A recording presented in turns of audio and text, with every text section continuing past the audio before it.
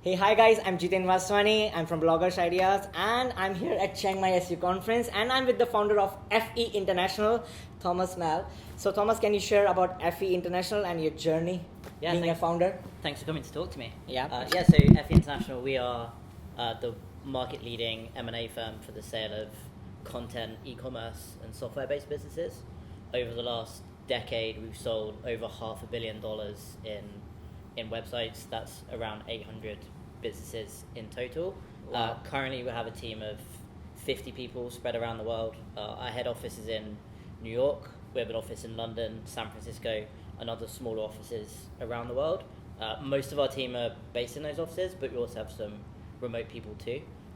We work with lots of different clients. This year, we're on track, so in 2019, to do around 180 deals in total. Wow, it's big. And we work with people in lots of different places, lots of different backgrounds, lots of different countries.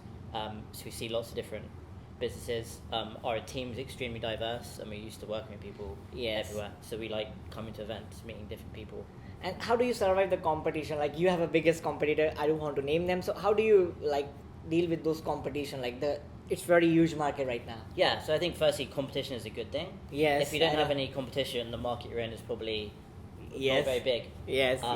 The best thing about having competition is everyone has their own approach to how they approach the way they do business. Yes. The nature of our business is quite a new industry, so some of our competitors have a completely different approach to us. Yes.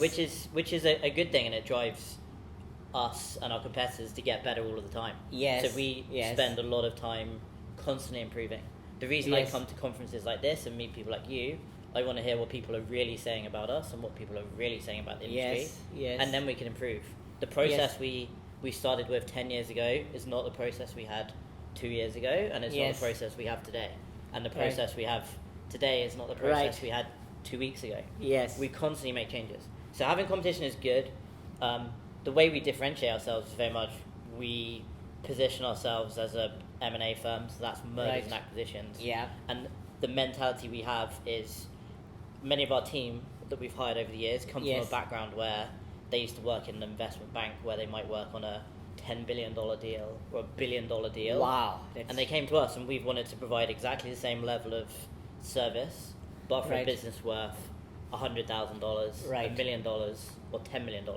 So we've really taken that process, refined it, made it scalable, built a team around that. So that's one of the ways we differentiate, is the fact we've applying something that most companies cannot do because they've not hired those people.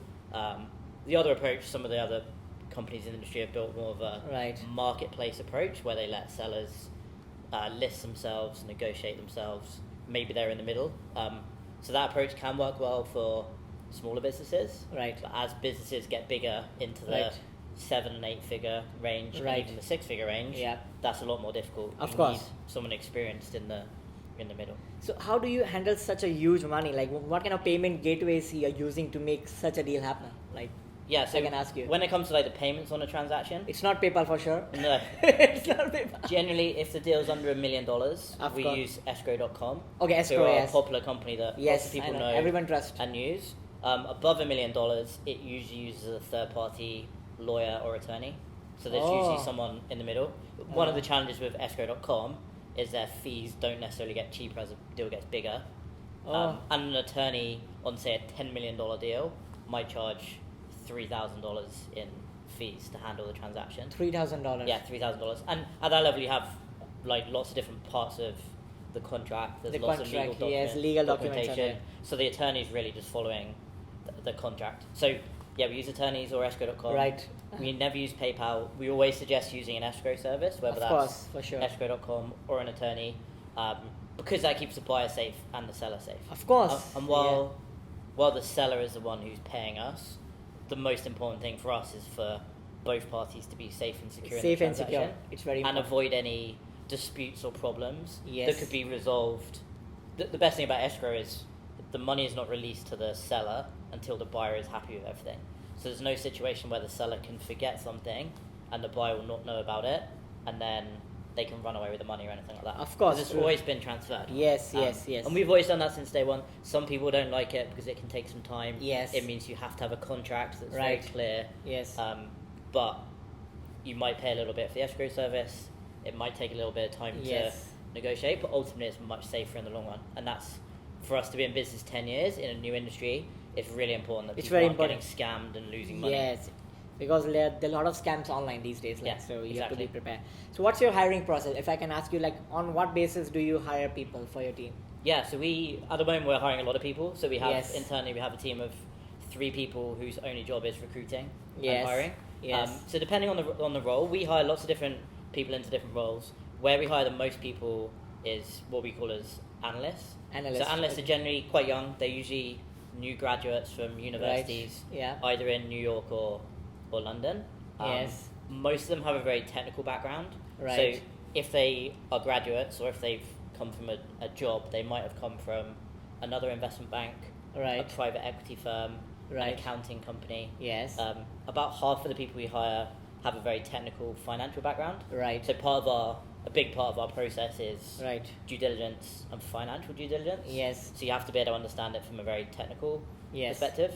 So we hire a lot of people with that background, and then people with various other interests in finance, the industry, sales, and the process behind that. We generally don't hire people who have knowledge of online, so they don't come in being a Google Analytics expert, unless they're in our marketing team. For the M&A team, they are technically very good, and then we train them to learn about the industry, train them how to sell deals. And then internally, the longer you're with us, and the more you work with us, you get to work on bigger and bigger deals over time. Of course. So if you're a client, at the moment we're working on various deals that are 10 to $50 million. At that level, you're probably working quite closely with me. Of course. And then some of the team, if you have a $50,000 business, you're not working with me as much. You're working with someone much more junior. So it's a good way to train. They will work extremely hard to get your business sold, and it means we can progress them up to like larger and more complex deals. So we like to hire people who are young, really smart, talented, come from a background where they want to work hard, and then we'll train them, give them responsibility for deals if they can prove they're good enough and they want to work hard. And how do you buy and sell website online? What's your process of seeing like this website is worth XYZ money? So the first thing we do, if you come to us and you say, hey, I'm thinking about selling my website, what's it worth? The first thing we do is put together a valuation. It's very important. Evaluation. We'll ask lots of different questions about your business to establish whether or not we think it can be sold at all. It might be that you can't because something is wrong or something needs to change, in which case we'll say, hey, you need to go away and work on X, Y, Z, whatever that might be. If we do think it can be sold, we put together a valuation. The valuation, very effectively, we have a patent pending valuation model which pulls in data from all of the sales we've closed. So that's 800 deals, looks all of the data from those deals, and effectively compares your business to other similar businesses we've sold, and says, hey, we have this business, here are, of the 800 businesses we sold, here are 40 that were very similar. This was the multiple they got, these were the variables they had. And then from there, it means we can provide a very accurate valuation, which is not a guess, it's not based on a online tool just pulling in random numbers, it's based on real data from real sales. So that's what we look at. It pulls in tens of thousands of data points. So it means we ask, if you're a seller, we ask you lots and lots of different questions. Some of them might not seem relevant to you, but they're relevant to the valuation. And some of the variables you think might be really relevant actually aren't when it comes to valuation. So we look at, the model looks at what correlates with a higher valuation and what doesn't. So it's very much a data-driven, objective approach. It's not me looking at it and saying, hey, it's $1 million. It's usually a lot more data-driven. So how do you verify the stats, income, and traffic? How do you do it? Like, someone can fool you. So if part of our job is to make sure we don't get fooled and the buyers don't get fooled. So secondly, there's 2 parts to the process. Firstly, it's the verification we do, and then if a buyer makes an offer, they then go through a due diligence process. So there's 2 chances for someone to catch any issues. The first part, where we catch almost every single issue that will come up. Part of the reason we hire college or university educated people with technical backgrounds, they might have they might be qualified accountants or various financial qualifications. Around 1/5 of our total team, their job is to do due diligence and get businesses prepared. So they're going through, they're verifying the financials. Very similar to if you get a an audit for tax or whatever it might be, depending where you're based in the world. They're going through every single number, making sure it adds up. We won't list a business unless we are 99% confident in the accuracy of the financials. So everything we've been provided, we can verify. So if you say, my website made $10,000 this week, we need to be able to prove it made $10,000. And then, so you see the PayPal, everything like that. Yeah, so PayPal, whatever it might be, bank statement, merchant account, whatever it might be. The same with costs. And then from there we have verified, like fully vetted when we list the business. And then we look at other things as well. So traffic, we'll look at things like Google Analytics. Links, we'll look at things like Ahrefs to look at the link profile. We'll do lots of other things to establish whether or not the things people tell us is true. Because often people will lie about a real range of different things. And it's our job to spot those.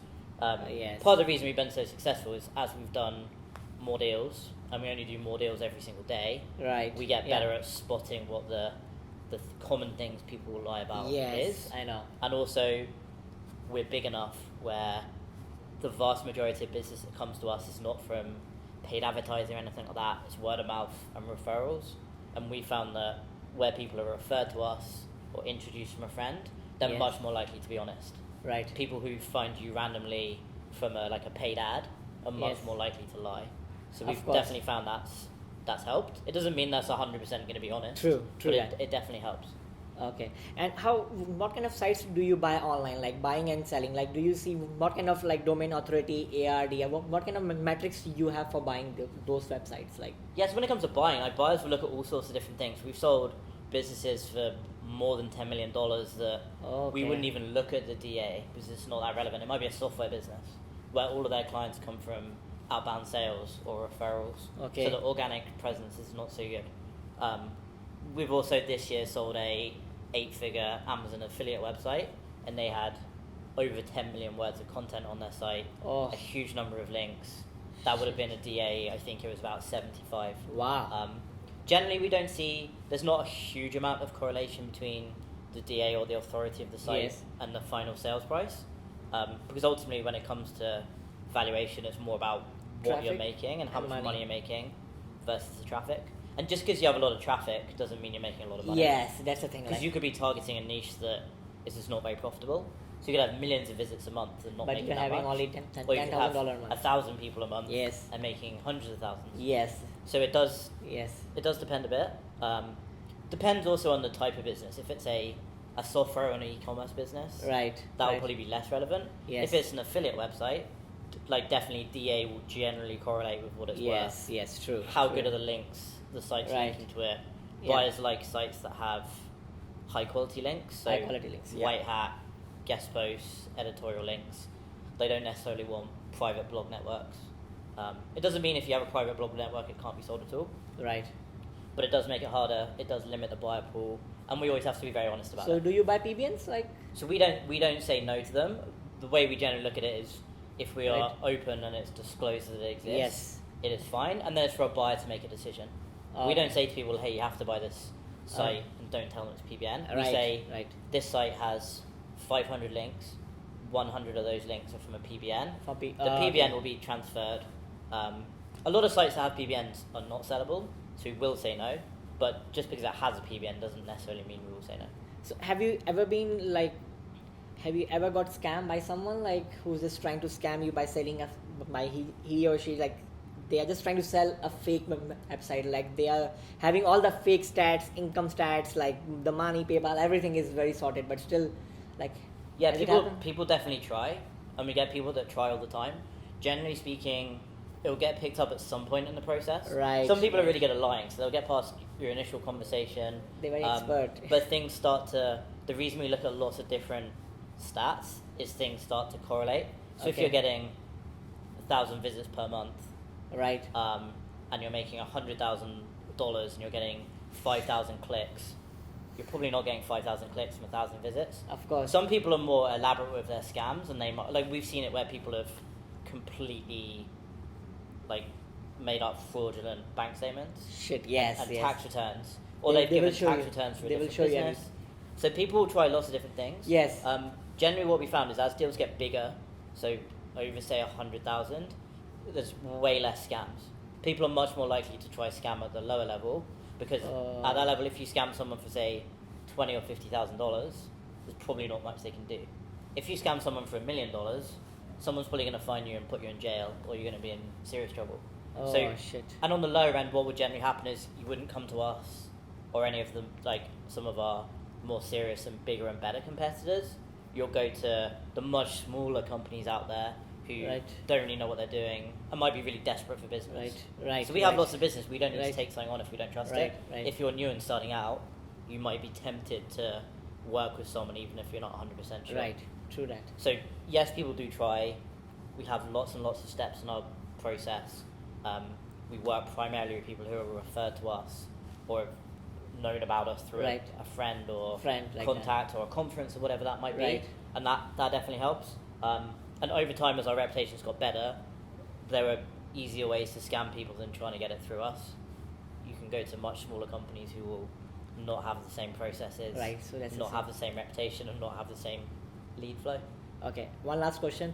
How is your experience at Chiang Mai SEO conference? It's been great so far. So this is my second year. Okay, nice. It's a really good technical event. It's very properly organized event, right? Yeah, it's a really well organized event.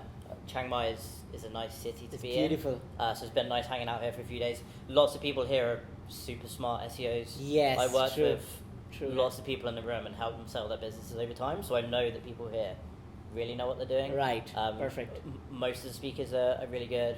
The venue's good. Everyone here is really friendly and really gets SEO. And compared to a lot of events, it's definitely more technical. There's a lot of really actionable advice. As a company, we go to about 75 conferences a year. Oh, wow. I personally go to about 45. And this is the one? This is definitely one of the better ones when it comes to the quality That's of very content. nice. Lots of events you go to, there'll be lots of talks, lots of good people to meet, but most of the talks will be irrelevant or not really based on things you can really do. It might be SEO from someone who works in a big agency on companies that have a $200,000 a month marketing budget. That's not the case for most people building affiliate websites or e-commerce or anything. Right. They might have $1,000 or $5,000 budget. So you need to be able to really deliver for not a lot of money. For all those kind of people. So thank you so much, Thomas, you share your journey about FE International and how to buy and sell the website online. So guys, if you're looking for buying and selling your website online, so I will drop this link in the description below so you can check it out and you can get in touch with Thomas. So thank you so much, Thomas, for your time. Thank you. Thanks very much. Bye-bye. Take care.